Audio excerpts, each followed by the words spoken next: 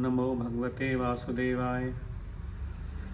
इस श्लोक में अर्जुन भगवान श्री कृष्ण से कहता है, न च श्रेयो अनुपश्यामि हत्वा स्वजनमाहवे, न कांगे विजयम कृष्ण च राज्यम सुखानि च।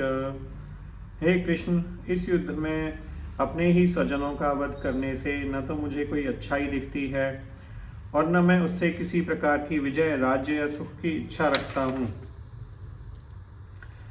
यह जाने बिना कि मनुष्य का स्वार्थ विष्णु या कृष्ण में है, सारे बद्ध जीव शारीरिक संबंधों के प्रति यह सोचकर आकर्षित होते हैं कि वे ऐसी परिस्थितियों में प्रसन्न रहेंगे।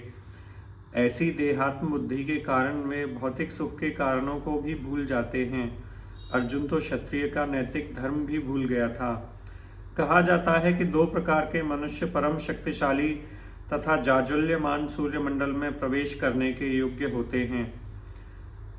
ये हैं, एक तो क्षत्रिय जो कृष्ण की आज्ञा से युद्ध में मरता है, तथा दूसरा सन्यासी जो आध्यात्मिक अनुशीलन में लगा रहता है। अर्जुन अपने क्षत्रियों को भी मारने में विमुख हो रहा है।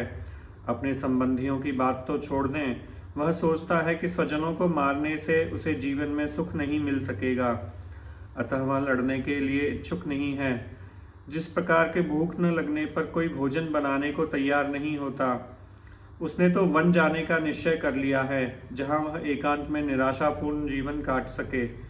किंतु क्षत्रिय होने के नाते उसे अपने जीवन निर्वाह के लिए राज्य चाहिए, क्योंकि क्षत्रिय कोई अन्य कार्य नहीं कर सकता। किंतु अर्जुन के पास राज्य कहाँ है? उसके लिए तो राज्य प्राप्त करने का एकमात्र अवसर है कि अपने बंधु बांधवों से लड़कर अपने पिता के राज्य का उत्तराधिकार प्राप्त करें, जिसे वह करना नहीं चाह रहा है। इसीलिए वह अपने को जंगल में एकांतवास करके निराशा का एकांत जीवन बिताने के योग्य समझता है।